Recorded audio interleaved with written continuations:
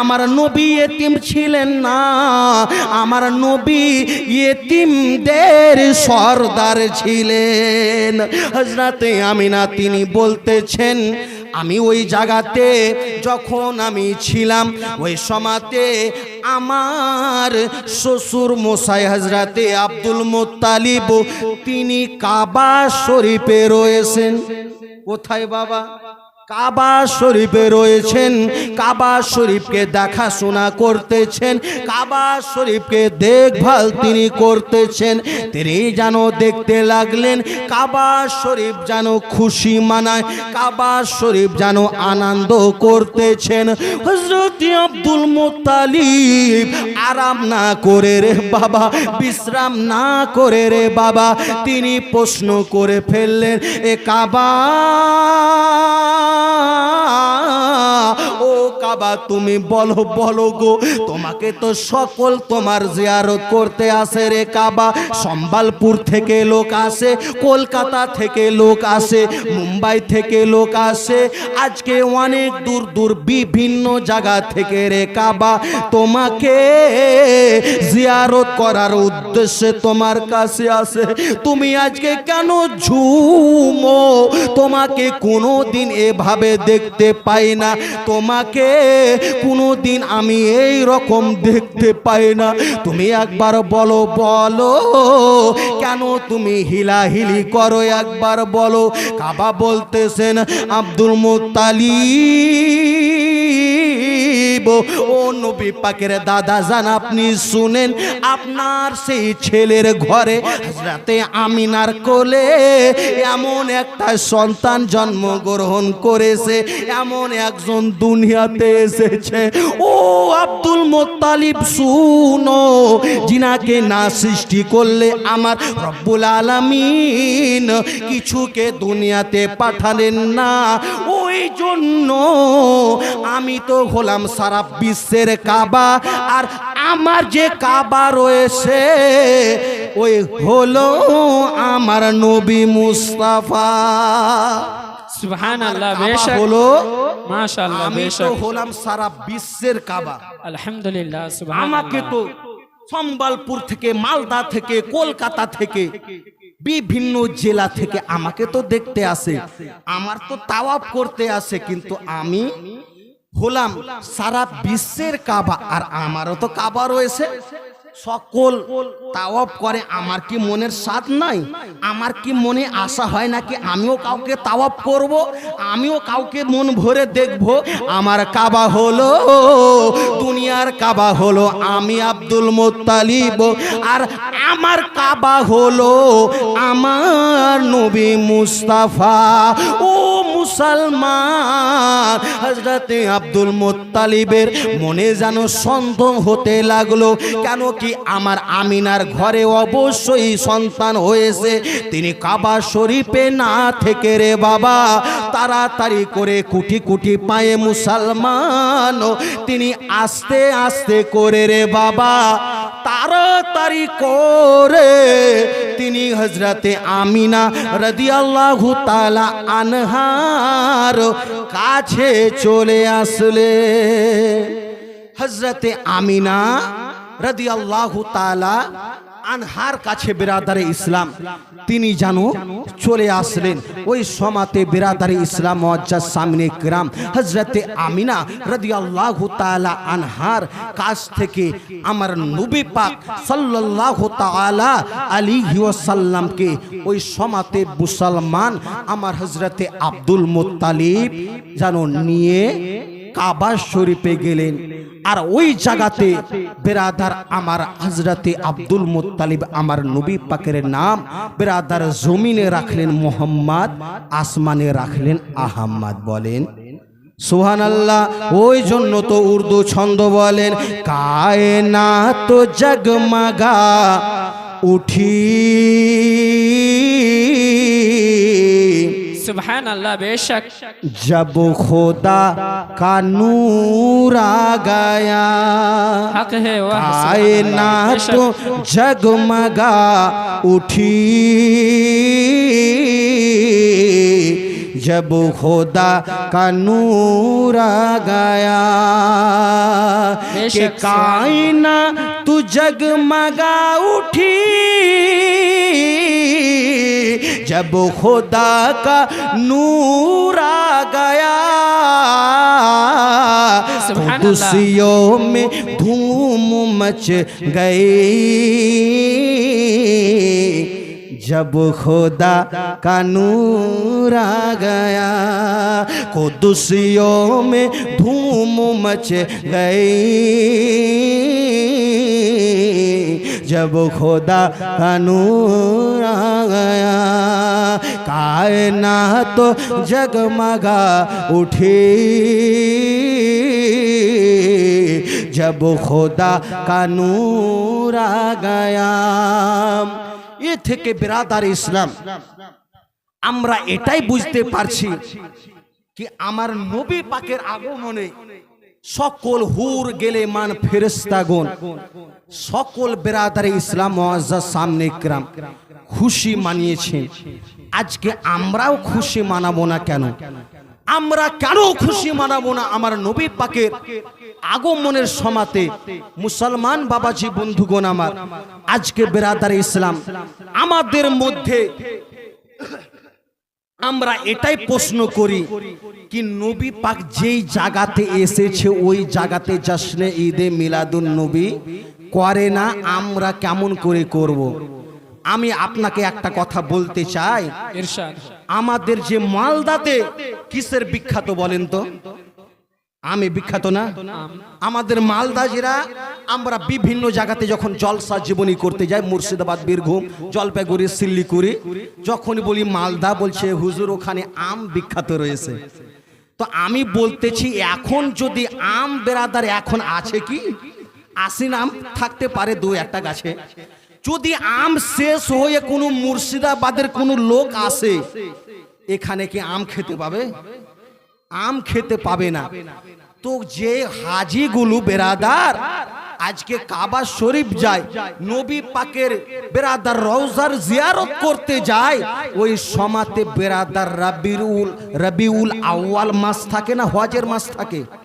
কিসের মাস থাকে বলেন তো? হজের মাস। রবিউল আউয়াল মাস তো এই সময় কোন ব্যক্তি হজ করতে যায় না, হজ করতে যাওয়ার মাস আছে আলাদা। তো ওই হজের মাসে যে কেমন রবিউল আউয়ালের জুলুস দেখতে পাবে বলেন তো? ওকে যদি জুলুস দেখতে হয় তো যখন বেরাদার এই যে রবিউল আউয়াল মাস আসছে এই মাসে যেতে হবে, হবে কেউ না বাবা? যদি এই মাসে যাই তো অবশ্যই উনারাও আমার নবী পাকের আগমনের খুশিতে উনারাও খুশি মানায়, বলেন সুবহানাল্লাহ। উনারাও বেরাদার ইসলাম মুআজ্জাজ সামনে ইকরাম আমার নবী পাকের আগমনেতে উনারাও মিছিল করেন, উনারাও নাচ শরীফ পড়েন, উনারাও আনন্দ করেন। ও বেরাদার ইসলাম মুআজ্জাজ সামনে ইকরাম আর বেরাদার আমার নবী পাক সাল্লাল্লাহু তাআলা আলাইহি ওয়াসাল্লাম আজকে বেরাদার দুনিয়ার জমিনে আজকে মুসলমান আমরা নবী পাকের মোহব্বত আমরা সকলেই নবী পাককে মোহব্বত করতে পারি, নবী পাকের সঙ্গে আমরা বেরাদার ইসলাম ভালোবাসা আমরা করতে পারি। যখন আমার নবী পাক সাল্লাল্লাহু তাআলা আলাইহি ওয়াসাল্লাম দুনিয়াতে আসলেন সকল বেরাদার ইসলাম মুআজ্জাজ সামনে ইকরাম খুশি মানালেন। আর ওই দিকে আবু লাহাবের বান্দি, আবু লাহাবের দাসী ওই শোয়েবা সেই বেরাদারে ইসলাম তাড়াতাড়ি করে আসলো আমার নবী পাকের আম্মা জানের ঘরকে দেখতে লাগলেন। যে ঘরে আলোর ব্যবস্থা ছিল না, যে ঘরে লাইটের ব্যবস্থা ছিল না, যে ঘর অন্ধকার থাকতো আজকে তিনি দেখতেছেন ওই সময়তে আমার নবী পাকের ঘরখানা নূরের আলোতে আলো হয়ে গিয়েছে, বলেন সুবহানাল্লাহ। নূরের আলোতে আলো হয়ে গিয়েছে। হযরত বেরাদারে ইসলাম ওই শোয়েবা তিনি বলতে লাগলেন আমি তাড়াতাড়ি করে আমি আমার মালিক যার আমি দুধ পান করি, যার আমি দুধ খাই, আমি ওই আবু লাহাবের কাছে আসলাম। আমি বেরাদার আবু লাহাব আরাম করতেছে, আমি তাড়াতাড়ি করে এসে দরজাতে আমি আওয়াজ দিতে লাগলাম।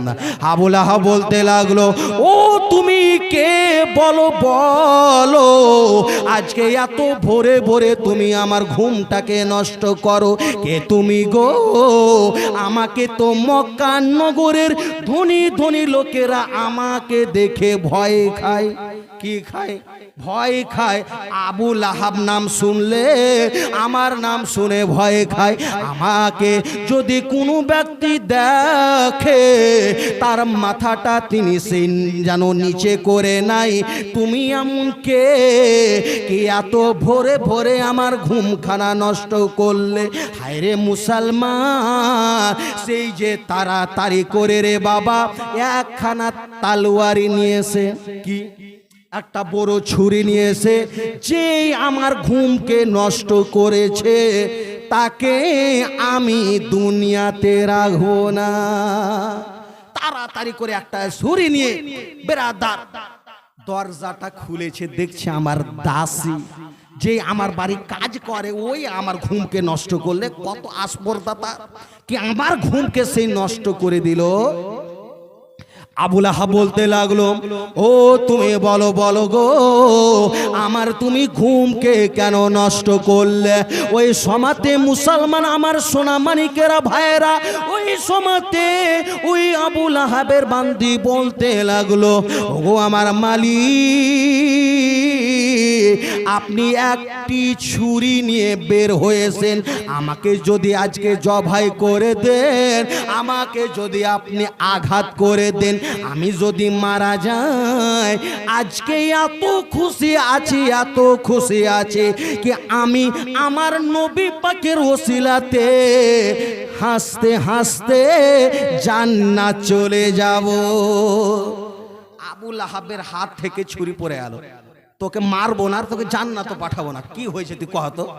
ওই সমাতে বলতে লাগলো, ওগো আমার মালিক, আপনার একজন ভাই ছিল, ছোট ভাইয়ের নাম কি? আব্দুল্লাহ। তার স্ত্রীর নাম কি? আমিনা।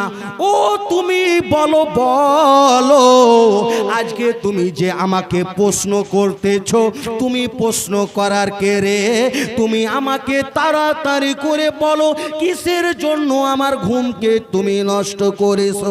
ওই সমাতে মুসলমান তিনি যেন বলতে লাগলেন, ও আমার মালিক, ওই আব্দুল্লাহর ঘরে হযরত আমিনা রাদিয়াল্লাহু তাআলা আনহার ঘরে এমন একজন দুনিয়াতে এসেছেন যার নূরের আলোতে মুলকে শাম পর্যন্ত আলো হয়ে গিয়েছে।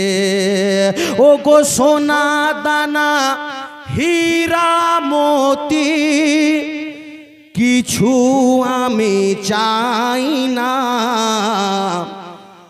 আমি আমার দয়ার নবীর ভালোবাসাই দিওয়ানা, আমি আমার দয়ার নবীর ভালোবাসাই দিওয়ানা। সোনা দানা হীরা মতি কিছু আমি চাই না, আমি আমার দয়ার নবীর ভালোবাসাই দিওয়ানা। হরে সাক্ষী দিলেন সব সাহাবী, খোদার বন্ধু মোর নবী, নবীকে যে করবে ইয়াকিন পাবে জান্নাতের চাবি। একবার বলেন সুবহানাল্লাহ।